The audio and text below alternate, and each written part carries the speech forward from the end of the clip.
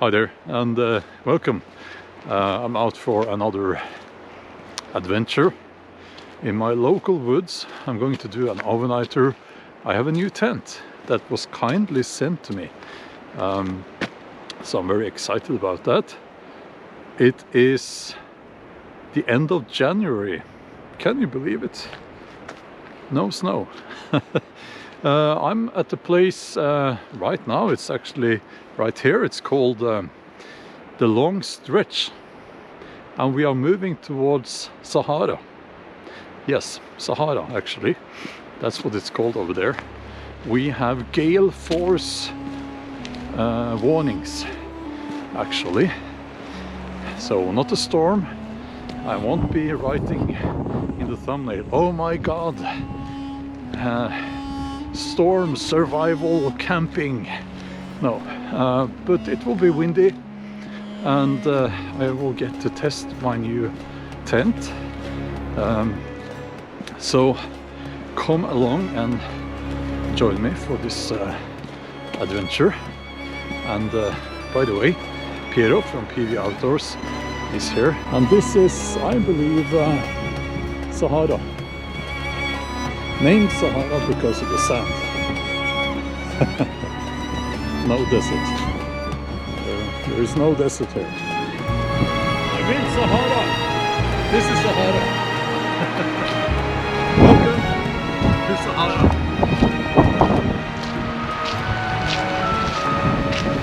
So we are now at a very beautiful viewpoint, and there is a couple of Bronze Age, I think it's Bronze Age, grave mounds to the right here, over there. We'll take a look in a few seconds. Such a beautiful area. I count myself very lucky to live here. Look at this.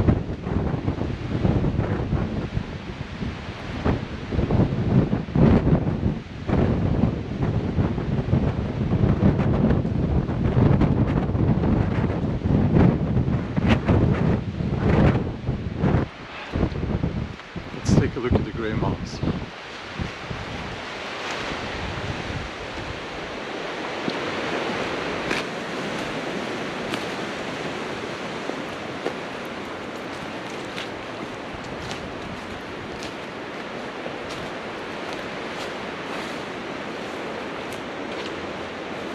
So, as you can see, there are two grey mounds here. There's one, and over there is the other one.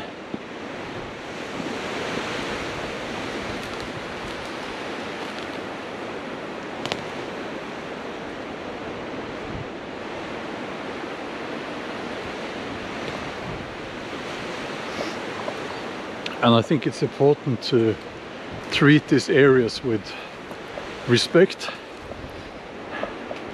Someone who was loved were buried here with a view over the fjord. So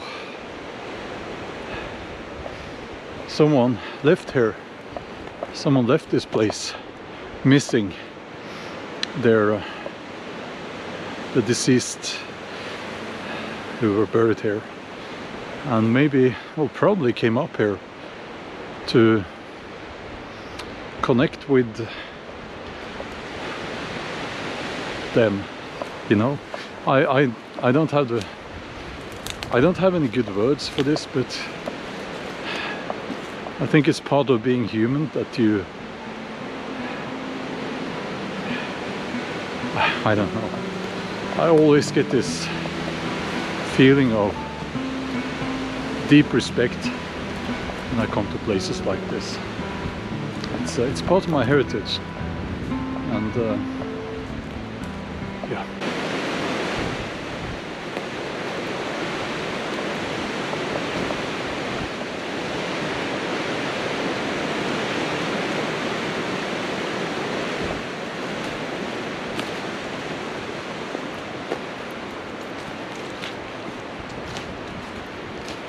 we are being very stubborn, and we want to find somewhere here. But it's very rocky, so it's difficult to find any suitable place, because the tent pegs, how should I explain this? Well, there is a rock just underneath the moss, so I'm thinking maybe here, maybe this could be. I'll use the 3 trees there to secure my tent from the wind coming from that direction. I could sleep here, hopefully.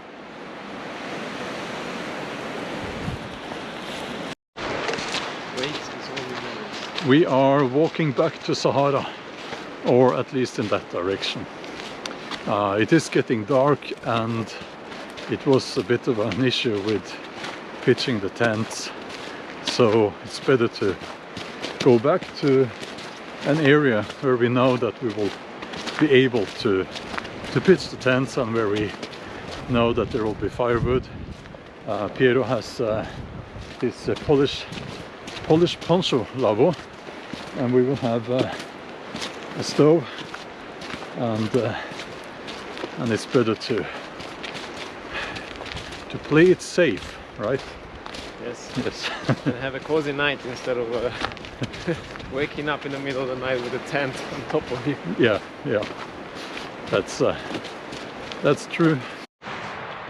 So I'm inside the tent. It's the Durston, and now I can't remember the name, but it's the 2-person tent for winter, or maybe not Norwegian winter up in the mountains, but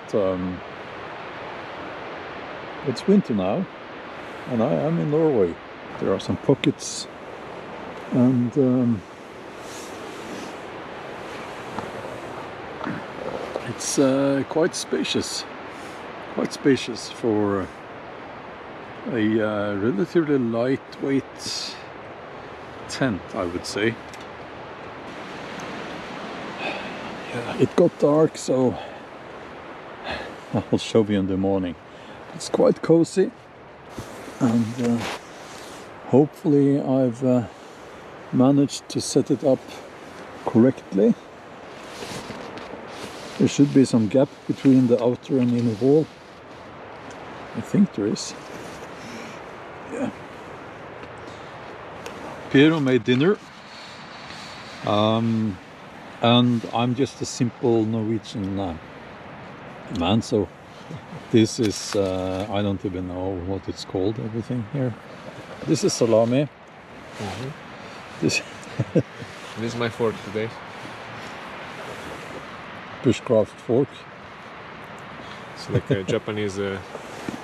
Now what's this now? It's very... We're eating ravioli.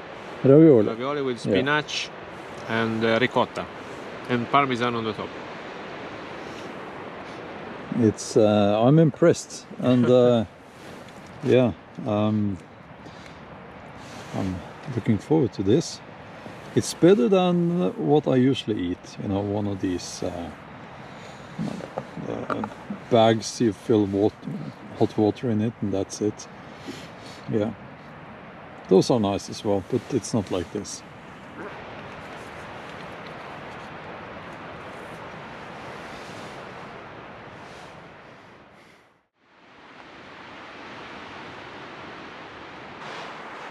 Good morning. I am very happy with the tent, and well, there is no condensation, nothing, and we had a gale. Now we are a little bit sheltered behind the trees, but still it was very windy, still is. It's 5 o'clock in the morning now, and no problems at all. Thank you to Mr. Durston who sent me this tent. I did ask him. He didn't ask for anything in return, and it has all these little pockets in the inner tent wall, very practical. So I'm just reading a little bit. Been in the tent now since for 11 hours. Yeah, Piero, he was very tired, so he went over to his lover 6:30. Yeah.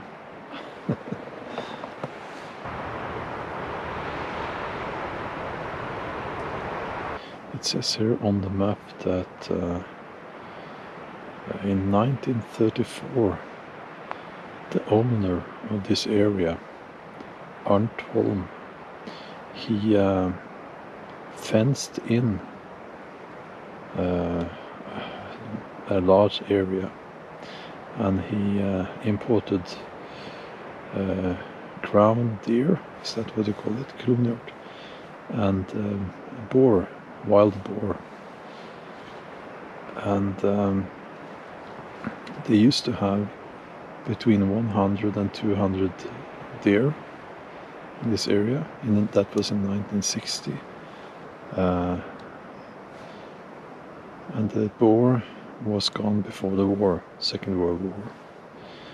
They also had roe deer, dådyr. I don't know what it's called is that in English? I'll put it in. I'll just write it on the on the screen. And hare and birds.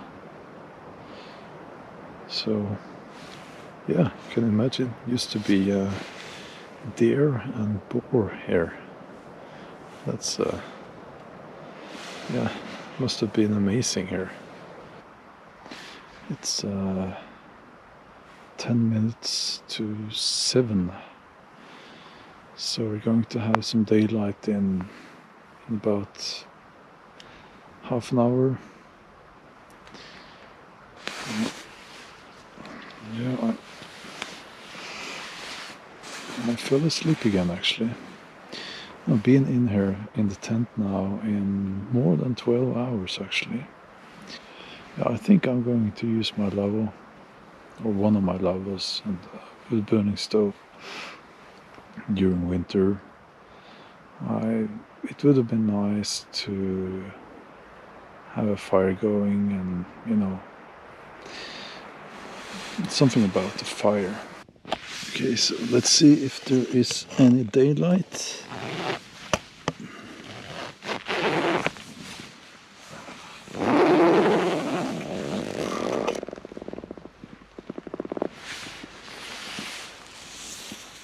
Oh, there is some.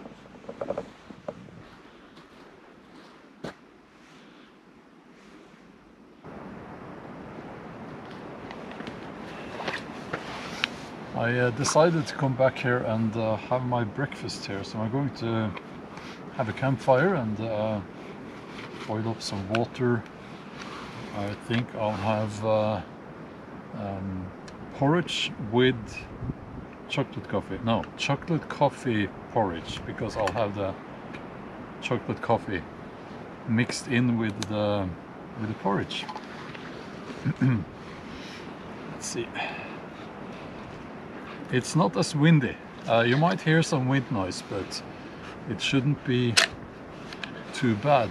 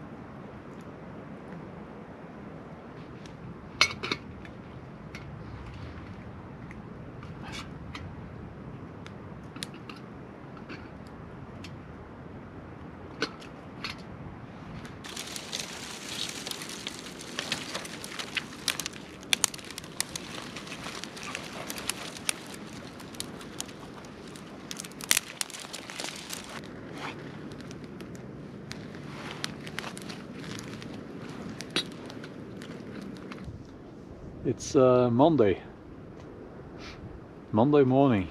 Not a bad way to start the week.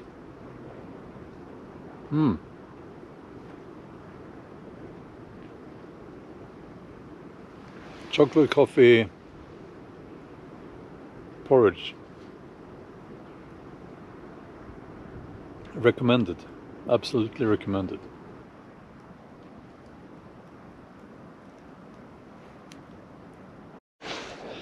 I just saw something interesting. Can you see the white there? It's a shell. These are not wanted in these waters. It's not a native species, if I'm not mistaken.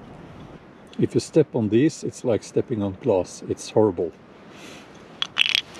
So what happened here, I think, is that a bird, maybe a seagull, picked up a seashell, and then they drop them from above so that they crush when they land, and then they eat them. This is hammock paradise. I've seen like 1,000 perfect spots for hanging a hammock. If I had known that the wind would die down as much as it has done, then I would have brought my drone, but I thought it was going to be very windy today as well, so that's why I did not bring my drone. But I will climb up this tree and give you a bird's eye view of my tent.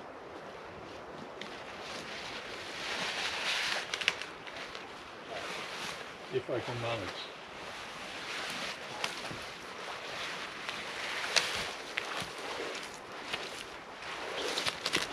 Okay, I don't know if this helps much. Oh.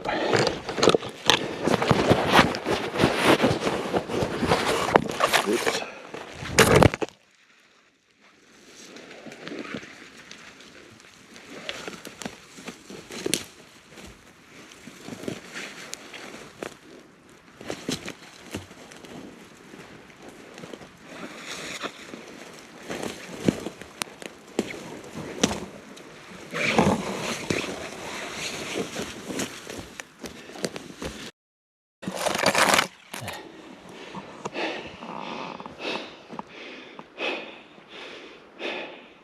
Like the video and thumbs up and subscribe if you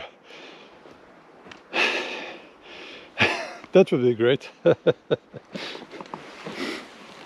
Okay, so let's try with the selfie stick. Okay, that's probably better. I don't know if you can see this, but it has an asymmetrical shape actually. It's a very clever design, I would say. It gives you a lot more space inside.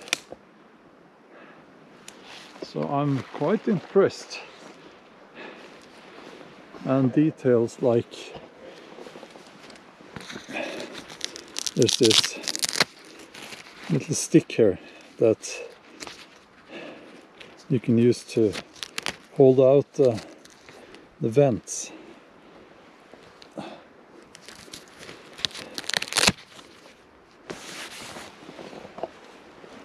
Lots of attachment points for extra guidelines, and you can open it from both sides, from the other side as well. And hold on.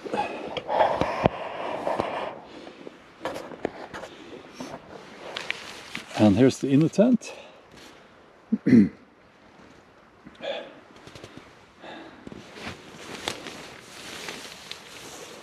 The sleeping bag is from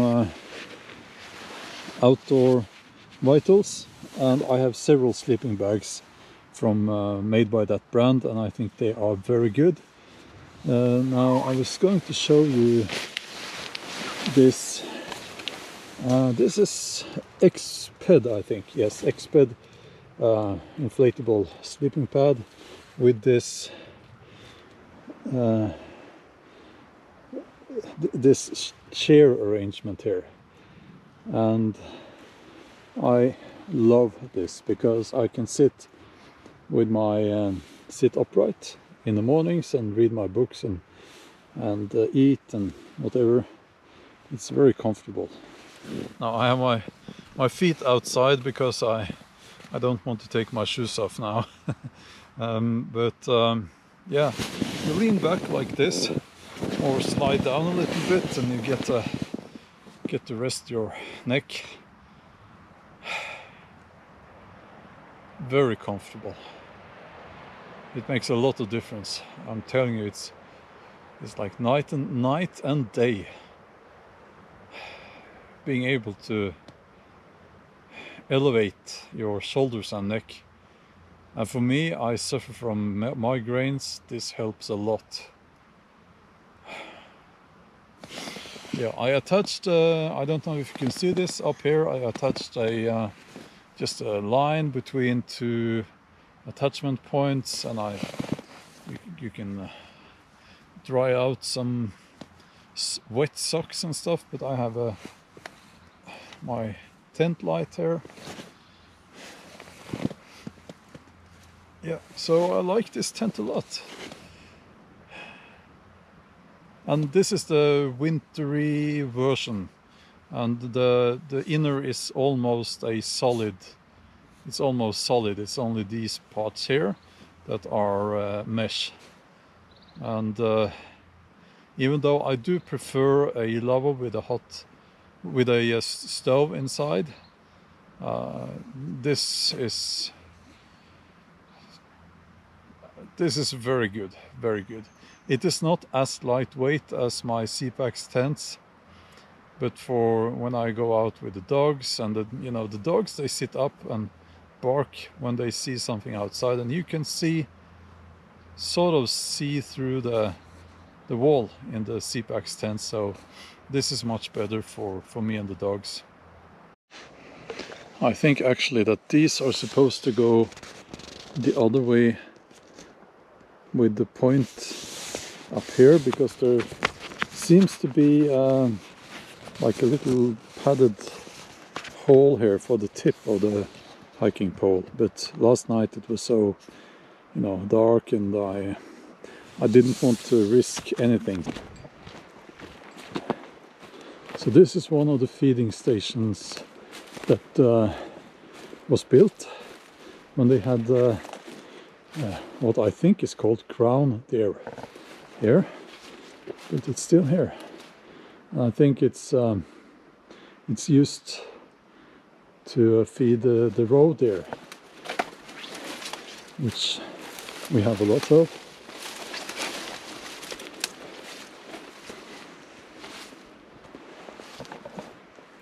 Now you might notice that I am carrying the wood burning stove, and the plan was to use that inside Piero's lavabo, but we decided it would probably not be a good idea, because there would be sparks that could land on my tent,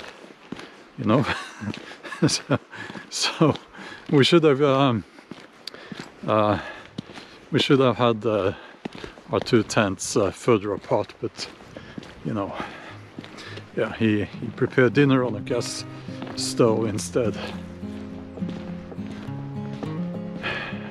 Thanks for joining me for another woodland adventure.